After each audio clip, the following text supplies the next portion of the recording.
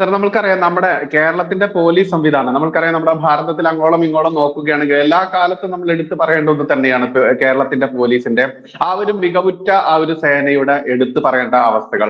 അതിനെയൊക്കെ തകിടം മറിക്കാണ്. ഇപ്പൊ സാറ് പറഞ്ഞ പോലെ തന്നെ ഒരു ജില്ലയുടെ SP, ആ SP-ക്ക് നേരെ താഴെയുള്ള DYSP ആയാലും ഇനി അതിനും താഴെയുള്ള CI ആയാലും SI ആയാലും ഇതിലേക്ക് താഴെ തട്ടിലേക്ക് വരിക.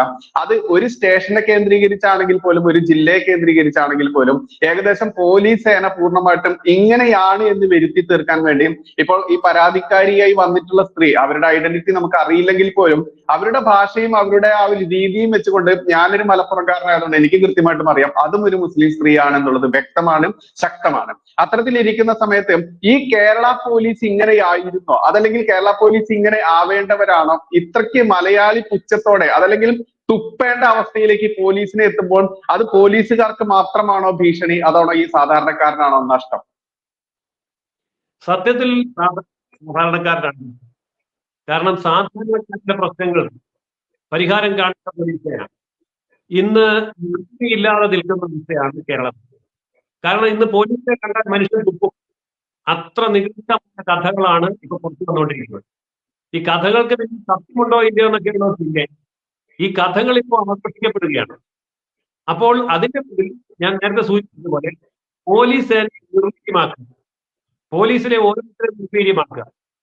ഞാൻ ആ കൂടെ ഒരു കാര്യം പറയട്ടെ ബൈജു, ഇപ്പൊ ഈ പോലീസ് ഉദ്യോഗസ്ഥന്മാരുടെയൊക്കെ വലിയ ലിസ്റ്റ് വന്നല്ലോ. ഒരൊറ്റ മുസ്ലിം ഉദ്യോഗസ്ഥനുണ്ടോ? അതെന്താ അങ്ങനെ? അത് വർഗീയതയാണെന്ന് പറയും. ആ വർഗീയത തന്നെ പറയുന്നേ. അപ്പൊ ഇതിന്റെ പിന്നിൽ ഞാനിപ്പോ ഇത് പോലീസിനെ പിന്തുണയ്ക്കാൻ പോകുന്നു, അല്ലെങ്കിൽ കമ്മ്യൂണിസ്റ്റ് പാർട്ടിയെ പിന്തുണയ്ക്കാൻ പോകുന്നു എന്നൊക്കെ ആരോപണം വരും. ആരോപണത്തിന്റെ യാഥാർത്ഥ്യങ്ങളും പിടിച്ചിട്ടെ. അപ്പൊ കേരളത്തില് വളരെ കൃത്യമായി അജണ്ട നടത്തിക്കൊണ്ടിരിക്കുകയാണ്. അതായത് ഞമ്മന്റെ ആൾക്കാരെ തൊട്ടാൽ പോലീസല്ല, നിന്നെ തകർത്തുകളയും. അത് ADGP അല്ലെ, ആര് തന്നെയാണ് തകർത്തുകളയും. അതായത് XPS ഞങ്ങൾക്ക് പേടിക്കേണ്ട കാര്യമില്ല. കാരണം ദൈവത്തിന്റെ പ്രതിനിധിയാണ്. അപ്പോ അങ്ങനെയുള്ള ദൈവത്തിന്റെ പ്രതിനിധികൾ കേരളത്തിലെ പോലീസ് സംവിധാനത്തെ തകർക്കുമ്പോൾ മലയാളി ഓർക്കുന്നു, കേരളീയൻ ഓർക്കുന്നു. നമ്മൾ രക്ഷാശബ്ദമാണ് ഇവൻ പൊളിച്ചത്, അടുത്തത് നമ്മുടെ നേരെയാണ് വരുന്നത്. കാരണം ഇനി പോലീസ് ഏതെങ്കിലും ഒരു ക്രിസ്ത്യാനികളുടെ മേൽ കൈവച്ചാൽ, ഏതെങ്കിലും ഒരു സ്വത്തും പണവും സംവിധാനങ്ങളും അത് തകർക്കപ്പെട്ടാൽ പോലീസ് അനങ്ങില്ല. കാരണം അവന് പേടില്ല. കാരണം കഴിവുള്ള പോലീസിന്, സത്യസന്ധതയുള്ള പോലീസിന് പോലും നിഴലിൽ നിർത്തിക്കൊണ്ട് ഭീഷണിപ്പെടുത്തുന്ന ഈ ഒരു അന്തരീക്ഷം നിലവിലുള്ളപ്പോ ഈ പറഞ്ഞ തമ്പുരാന്റെ ദൈവത്തിന്റെ ആൾക്കാർക്കെതിരെ ഒരു പോലീസ് നിൽക്കില്ല. അതാണ് അവസ്ഥ. ഇപ്പോ ചില പോലീസ് ഉദ്യോഗസ്ഥരുടെ സൗണ്ട് നമ്മൾ കേട്ടില്ല, വോയിസ് മെസ്സേജ് നമ്മൾ കേട്ടത്. അവരൊക്കെ എത്ര പീഡിച്ച് വിറച്ചാണ് ഇരിക്കുന്നത്. ആരെയാ ഈ പീഡിപ്പിച്ച് പറക്കണം? ഞാൻ നേരത്തെ പറഞ്ഞ ഒട്ടകത്തിനെയാണ് ഇരിക്കുന്നത്. അതുകൊണ്ട് ആത്യന്തികമായിട്ട് മലയാളി അരക്ഷിതനായിരിക്കുന്നു. മലയാളിക്ക് പോലീസിൽ ഇനി യാതൊരു ആശ്ചര്യവുമില്ല. കാരണം പോലീസിനെ അവർ തകർത്തിരിക്കുന്നു. ഇപ്പൊ നമുക്കറിയാം സാർ, എന്തിനും ഏതിനും കേന്ദ്രത്തിലേക്ക് നോക്കിക്കൊണ്ട്, അതല്ലെങ്കിൽ ഇപ്പോൾ നമ്മുടെ ഈ വീഡിയോയ്ക്ക് താഴെ പോലും പല സമയത്ത് വരുന്ന കമന്റുകളാണ്, കേന്ദ്രത്തിന് എന്താ പണി, നരേന്ദ്രമോദിക്ക് എന്താ പണി, അമിത്ഷയ്ക്ക് എന്താ പണി, ഈ കേരളം ഇങ്ങനെ ഈ രീതിയിൽ പോകുമ്പോൾ ഈ കേന്ദ്രം നോക്കിയിരിക്കുന്നു എന്നുള്ളൊരു വലിയൊരു പരാതി എല്ലാ സമയത്തും ഉയർന്നു കേൾക്കുന്നതാണ്. നമ്മൾ ഇതിനെപ്പറ്റി മുൻപ് സംസാരിച്ചിട്ടുള്ളതാണെങ്കിൽ പോലും അത്തരം വിഭാഗത്തോട്, അത് ഹിന്ദു ഉണ്ട്, ക്രിസ്ത്യൻ ഉണ്ട്, മുസ്ലിം ഉണ്ട്, എല്ലാ വിഭാഗവും ഉണ്ട്, ഇവരോട് ഒരു BJP-യുടെ ഒരു ദേശീയ ഭരണം കൈയാളുന്ന BJP-യുടെ ഉത്തരവാദിത്തപ്പെട്ട സ്ഥാനത്തിരിക്കുന്ന അങ്ങയുടെ ആ ഒരു വ്യൂവിലൂടെ എങ്ങനെയാണ് അവർക്കുള്ള മറുപടി കൊടുക്കുന്നത്? സാമാന്യ ജനങ്ങൾക്ക് അറിയാത്ത ഒരു വസ്തുതയാണ്. ഏതെങ്കിലും ഒരു സംസ്ഥാനത്ത് ഒരു ക്രമസമാധാന പ്രശ്നത്തിലോ അല്ലെങ്കിൽ അന്വേഷണത്തിലോ കേന്ദ്ര ഗവൺമെന്റിന് ഇടപെടണമെങ്കിൽ അതിന് ചില നിയമങ്ങളുണ്ട്. ഫെഡറൽ സംവിധാനം നിലനിൽക്കുന്ന ഒരു രാജ്യത്ത് ഏതെങ്കിലും ഒരു സംസ്ഥാന ഗവൺമെന്റ് രേഖാമൂലം ആവശ്യപ്പെടാതെ കേന്ദ്ര അന്വേഷണ ഏജൻസികൾക്ക്, CBIക്ക്, പട്ടാളത്തിന് ഇടപെടാൻ പറ്റില്ല. അതൊരു നിയമമാണ്.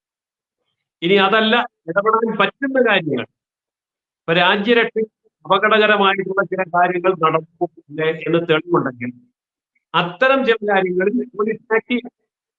ഇപ്പോ മാവോയിസ്റ്റുകളെയൊക്കെ വന്ന് അറസ്റ്റ് ചെയ്തുകൊണ്ട് പോകുന്നില്ലേ? ഇവിടെ ആരും അറിയുന്നില്ല. മാവോയിസ്റ്റുകളെയൊക്കെ വന്ന് അറസ്റ്റ് ചെയ്തുകൊണ്ട് പോകുന്നില്ലേ? ഇവിടെ ആരും അറിയുന്നില്ല. കാരണം അത് കേരളത്തിന്റെ മാത്രം രക്ഷയല്ല, രാജ്യത്തിന്റെ മൊത്തം സുരക്ഷ അപകടത്തിലാക്കുന്ന അട്ടിമറി പ്രവർത്തനങ്ങളിലും വിധ്വംസക പ്രവർത്തനങ്ങളിലും രാജ്യവിരുദ്ധ പ്രവർത്തനങ്ങളിലും ഏർപ്പെട്ടു എന്ന് വ്യക്തമായ തെളിവുള്ള അത്തരം കേസുകളിൽ കേന്ദ്രത്തിന് ഇടപെടുന്നുണ്ട്. അതല്ലാതെ ഒരു സംസ്ഥാനത്തിനകത്തുള്ള ആഭ്യന്തരമായ പ്രശ്നങ്ങൾ, അത് വഷളായിരിക്കാം, അത് മോശമായിരിക്കാം, അപകടകരമായിരിക്കാം, പക്ഷെ അത് സംസ്ഥാന ഗവൺമെന്റ് പറയണം ഞങ്ങളുടെ കയ്യിൽ നിൽക്കുന്നതല്ല. അതുകൊണ്ട് കേന്ദ്ര സേന വരണം, കേന്ദ്ര അന്വേഷണം വേണം, CBI വേണം, രേഖാമൂലം എഴുതപ്പെടണം. അപ്പൊ കഴിഞ്ഞ ദിവസം ആരോ ചോദിക്കുന്നെങ്കിൽ ഒരു ചാനൽ സ്വർണ്ണക്കേസായി എന്താ പിടിക്കാത്തത്? അതും കൂടി ഞാൻ മറുപടി പറയാം.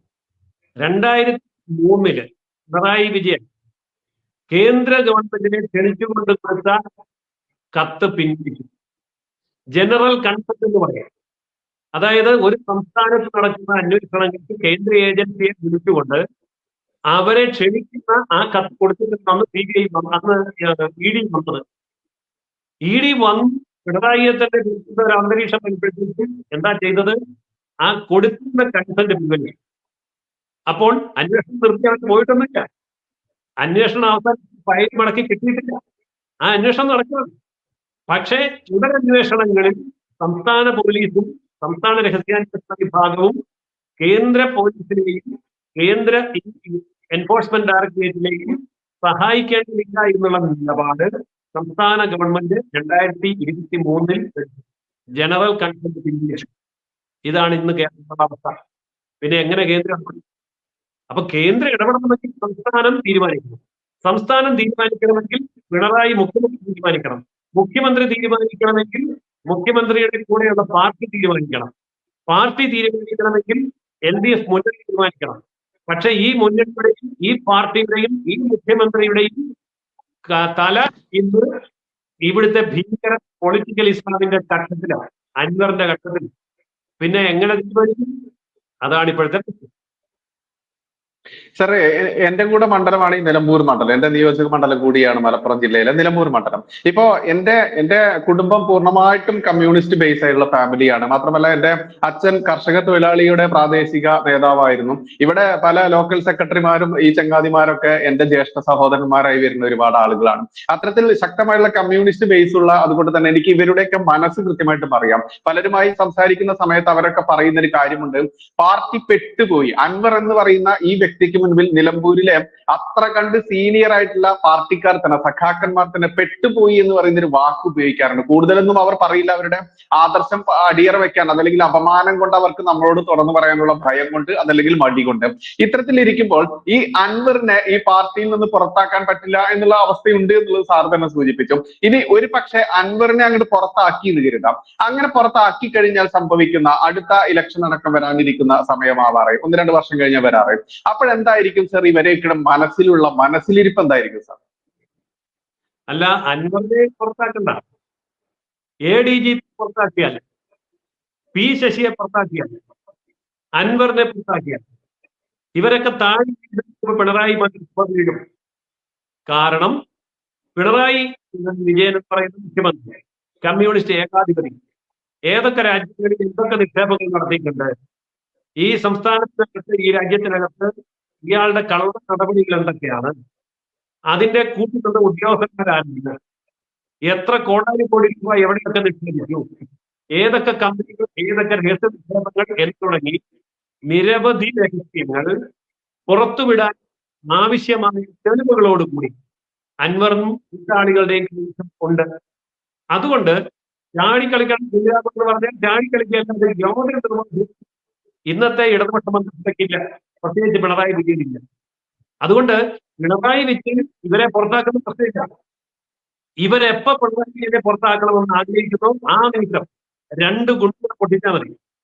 ഇപ്പോഴും അൻവർ പറയുന്നത് എന്റെ കയ്യില് 4 ശബ്ദം, 3 എണ്ണം പുറത്തു വിട്ടു, 4ാമത്തേത് ഞാൻ വിട്ടിട്ടില്ല, വെച്ചിരിക്കുകയാണ്. 4ാമത്തേത് ആർക്കിട്ടാ വെച്ചിരിക്കുന്നത് അറിയാമോ? അത് പറയാനാണ് പിണറായി വിജയനെ കാണാൻ പോയത്. അവിടെ ചെന്ന് പറഞ്ഞിട്ടുണ്ടറിയാം, താൻ അധികം മൂത്താൽ 4ാമത്തെ ശബ്ദനെ പുറത്തോട്ട് വിടും, തന്റെ മന്ത്രിസഭയും കർഷകരെല്ലാം കൂടെ ചെയ്യും. അത്രേ ഉള്ളൂ. അതാണ് കാര്യം. അത് ഗോവിന്ദ ഭാഷയും പറഞ്ഞു. കൂടുതൽ കളിച്ചാൽ താനും തന്റെ പാർട്ടിയുടെ കാണുകയല്ല, തെളിവ് മുഴുവൻ എന്റെ അതാണ് ഗോവിന്ദ മാഷെ കഴിഞ്ഞപ്പോൾ ഇയാൾക്ക് വീര്യം കൂടിയത്. ഗോവിന്ദ മാഷ് കാലേ വീണു. അൻവറിന്റെ കാലയും ഗോവിന്ദ മാഷ് കഴിഞ്ഞപ്പോഴാണ് ഇങ്ങോട്ട് ഇറങ്ങി 4 പാർട്ടിയുടെയും നേതൃത്വത്തിന്റെ നേരെ അയാൾ വീഴ്ചത്. ഇത്രയേ ഉള്ളൂ പാർട്ടി. സത്യത്തിൽ ദുഃഖമുണ്ട്.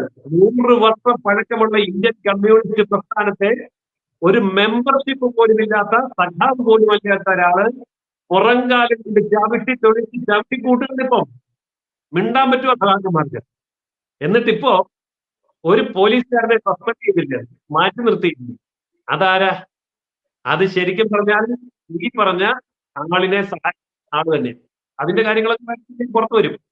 അപ്പൊ എന്തായാലും ഈ ഭരണ സംവിധാനം പരിപൂർണമായും ഇപ്പോ ഹൈജാക്ക് ചെയ്യപ്പെട്ടിരിക്കുന്നു. അങ്ങനെ ഹൈജാക്ക് ചെയ്യപ്പെട്ടിരിക്കുന്നത് ഇവിടുത്തെ പൊളിറ്റിക്കൽ ഇസ്ലാമിന്റെ കയ്യിലാണ്. ഈ മാപ്പിള ലഹളയോട് പിടിച്ചു നിൽക്കാനുള്ള കാര്യത്തിൽ ഇന്ത്യൻ കമ്മ്യൂണിസ്റ്റ് പാർട്ടിക്കില്ല.